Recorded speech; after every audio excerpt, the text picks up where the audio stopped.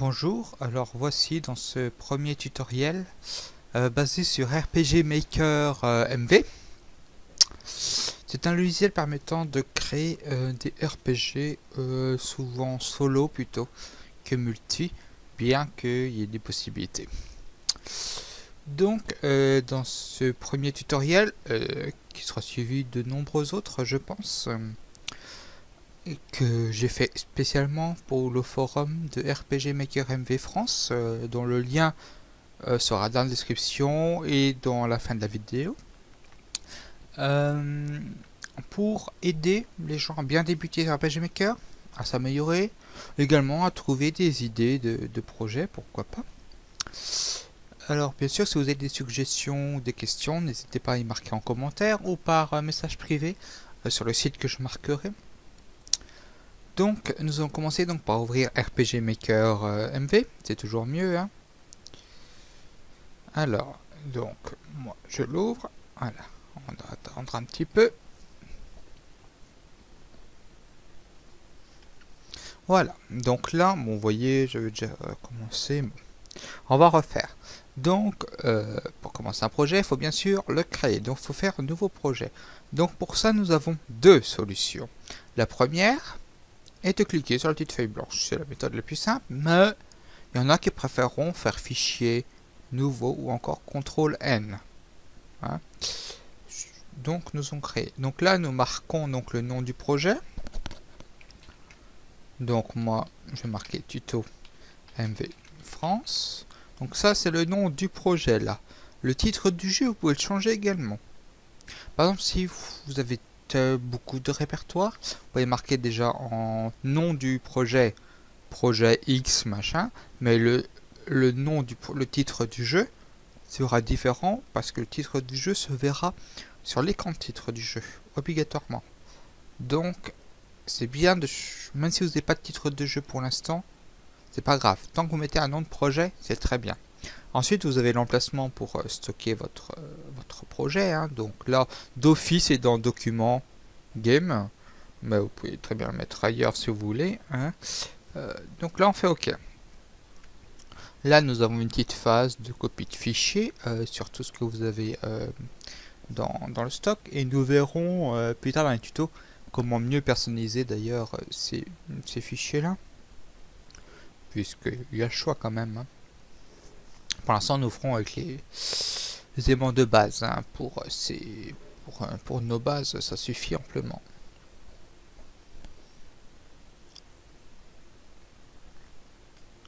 Donc là, voilà, ça nous charge une map automatiquement. À quoi ça le bonhomme? Nous verrons ça, pas dans le prochain tuto, mais dans celui d'après. Quoique non, nous verrons ça dans le prochain tuto. Ouais. Donc là, pour l'instant, nous cliquons sur Tuto MV France. On fait un clic droit et on fait Nouvelle. Bien, là, nous avons un écran. Donc nous avons le nom de la map. Alors ça, c'est le nom pour vous référencer, puisque toutes les maps sont affichées là. Et dans un jeu, il y a énormément de maps. Donc c'est très bien de mettre un nom dès le début pour vous repérer. Là, pour cette situation-là, je vais laisser comme ça, mais n'hésitez pas. Afficher le nom, c'est le nom que verra le joueur au niveau du jeu si vous avez, par exemple, dans votre menu, une localisation, ou sur la carte, vous voyez. Là, ça sera là-dedans. La tileset, alors... Là, je vais montrer quelques trucs de base. Nous verrons comment modifier le tileset dans des tutos beaucoup plus lointains. Pour l'instant, nous avons donc zone commune, c'est tout ce qui a trait au map monde, généralement. L'extérieur, c'est tout ce qui est extérieur, intérieur, un tel. Donjon, c'est plus dans les zones où il y a un boss, par exemple un boss puissant, où on aura un petit labyrinthe et tout.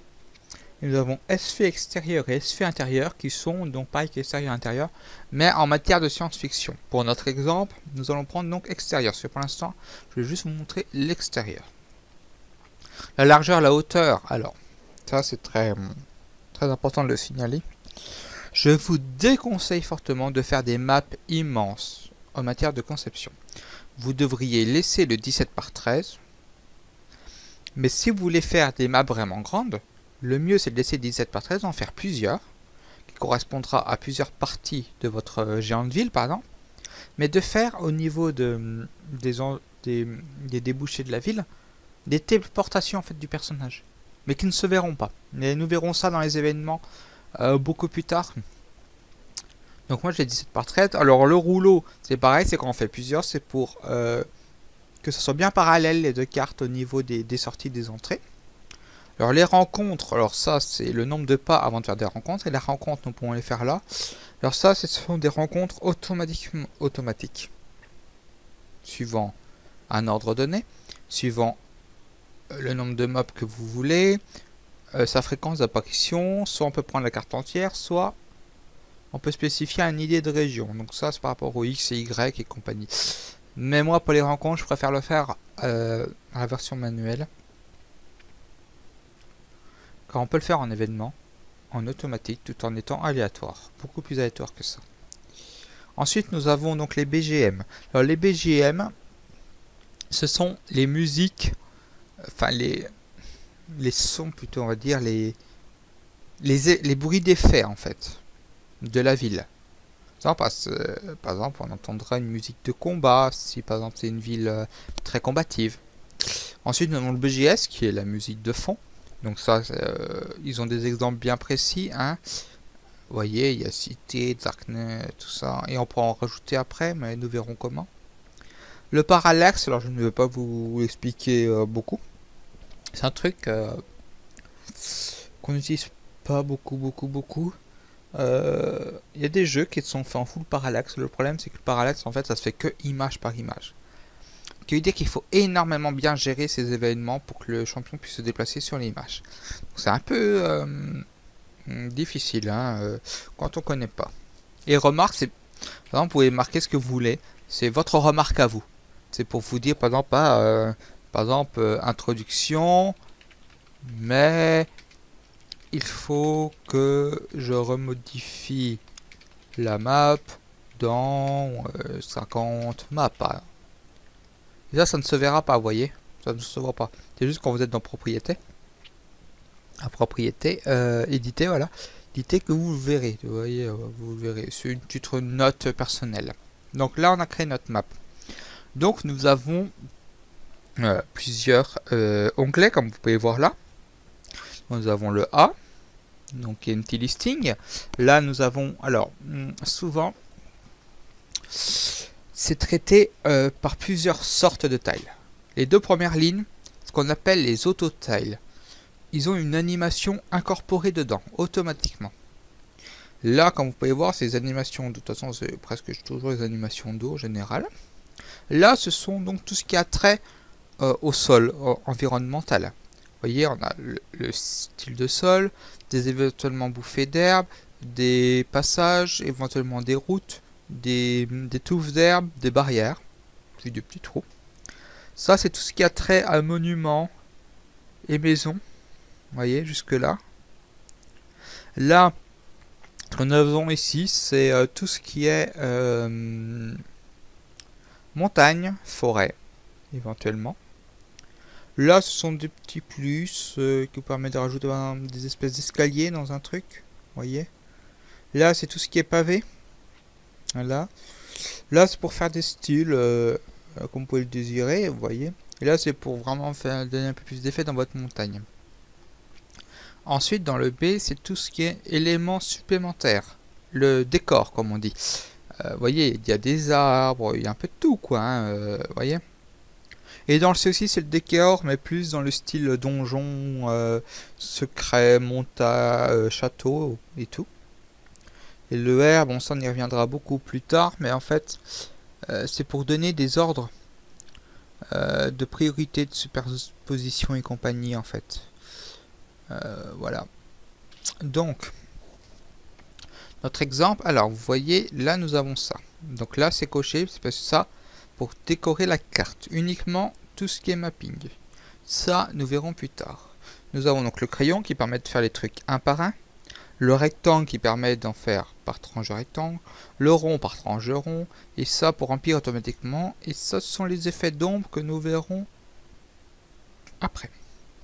Donc là, on va faire un truc tout simple. On va pas se casser le cul.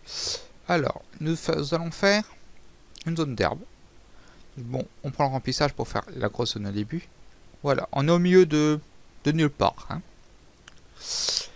Donc, là, on se dit, ouais, bon, maintenant, on reprend le crayon. Ici, il faut peut-être qu'on délimite la carte, sinon le joueur sera bloqué, il ne saura pas pourquoi. C'est complètement con. Moi, j'ai décidé d'y mettre des barrières. Vous voyez?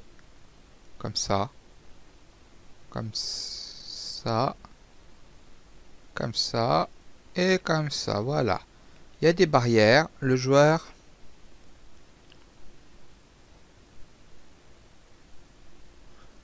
voilà. Il se dit, il y a des barrières, je suis coincé dedans, je peux rien faire, c'est normal. Ensuite, c'est un pré. Donc, le mieux, c'est quand même d'avoir des petites bouffées d'herbe, hein, quand même. Voilà. Et, vous voyez, là, j'ai ouvert le passage sans faire exprès.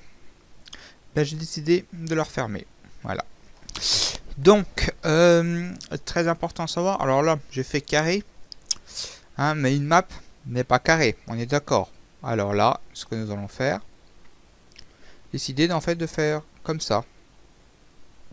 Et donc là, parce que la map ne s'arrête pas qu'à notre barrière, hein, nous avons bien sûr des... Vous voyez, nous pouvons très bien avoir des styles un peu comme ça aussi, vous voyez. Donc, vous avez bien compris que c'est un monde dans lequel le genre veut s'imprégner. Donc si c'est trop carré, ça va pas. Donc là, voilà, nous avons ça, la base principale. Hein, nous pourrions faire également une réserve avec un petit peu d'eau pour nos bébêtes, ou par exemple s'il y a eu une petite inondation, vous voyez, comme ça là, vous voyez, une réserve d'eau. Donc ensuite nous allons dans le B. Donc il y a forcément dans un pré, il n'y a pas toujours ce qu'il faut, mais nous pouvons par exemple mettre un épouvantail pour faire peur aux méchants oiseaux. Nous pouvons aussi mettre un arbre ou deux. Moi j'ai décidé de mettre celui-là. On peut très bien mettre celui-là. Vous pouvez mettre aussi des petits buissons. Là, là. Nous avons aussi de la mauvaise herbe, hein, c'est logique jusque là. Nous avons également des fleurs, des champignons, nous avons un peu de tout. Faut pas hésiter, hein, découvrir ce qui est intéressant. Bon, évitez de faire pâter comme j'ai fait là, bien sûr, parce que bon, c'est pas très optimal. Ah oui, n'hésitez pas aussi à faire ça. Voilà, j'ai fait un peu le con. Attendez, je reviens en arrière. Voilà, faire ça. Vous voyez, ça fait du lierre qui est sur les barrières. Il y en a de temps en temps aussi. Hein. Pas hésiter non plus à le rendre beaucoup plus réaliste. Donc là, pour le coup, voilà, comme ça. Vous voyez, vu que ça se superpose, ça cachera pas votre première en fait. Donc vous pouvez vraiment aller vraiment au bout de ce que vous désirez. Voilà pour cette c'est tout ce que j'allais vous montrer pour cette première partie, je pense.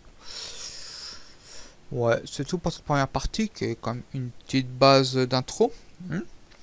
Donc vous savez comment faire une base de map, mais je vais vous montrer maintenant l'ombre. Parce que le soleil il vient bien de quelque part. Vous voyez, il y a déjà une petite ombre sur un arbre. Mais là, la petite ombre, l'arbre, d'accord, elle est comme ça. Donc si le soleil vient de par là, faut qu'on étende l'ombre un peu. Hein, moi je l'étends comme ça l'ombre de l'arbre. Puis il y a aussi de l'ombre autour de l'épouvantail, bien sûr. Puis là aussi on prolonge l'ombre. Que sinon, puis là aussi un petit peu là. Là aussi un petit peu. Par contre si le soleil était de l'autre côté, bien sûr on aurait fait là. Puis devant les barrières aussi, puisque là l'ombre, le soleil vient de là. Donc là, il y aura un petit peu plus d'ombre au niveau des zones qui sont comme ça. On est d'accord. Vous voyez, il y a plusieurs choses à prendre en compte. Ça dépend en fait de comment est placée votre map et d'où vous ferez venir le soleil. C'est très important de faire les trucs d'ombre. Donnez forcément un... Par exemple, si votre pré est situé au nord du village, le soleil ne sera pas pareil que si elle est située complètement au sud, puisque le soleil a sa course. Et en plus, si vous voulez faire un système de temps et d'heure, l'ombre à la faire en événement uniquement. Et ça, nous verrons plus tard. Donc voilà pour nos bases. Donc je pense que tout y est. Alors, vu que c'est un tutoriel pour RPG Maker MV France, à la fin de chaque tutoriel, je vous mets un TP à faire. Travaux pratiques. Pour ce faire, ça va être simple. Donc vous pouvez me le rendre en screen, alors soit en commentaire de ma chaîne YouTube, soit par MP sur le site, comme vous le désirez. Ainsi, de toute façon, il n'y a pas de mauvaise réponse, hein, c'est vraiment pour vous entraîner, donc n'hésitez pas. Alors ce TP sera de faire une île exotique. Donc qui dit île dit de l'eau, du sable, de l'herbe, des arbres exotiques et un petit camp aussi. Alors n'oubliez pas tout ça. N'oubliez pas surtout les phénomènes d'ombre sur l'île exotique, puisque c'est franchement inondé de soleil normalement. Donc n'hésitez pas. Voilà votre TP à faire. Et donc je vous remercie de nous avoir suivis. Et n'hésitez pas à nous rejoindre sur RPG Maker MV France.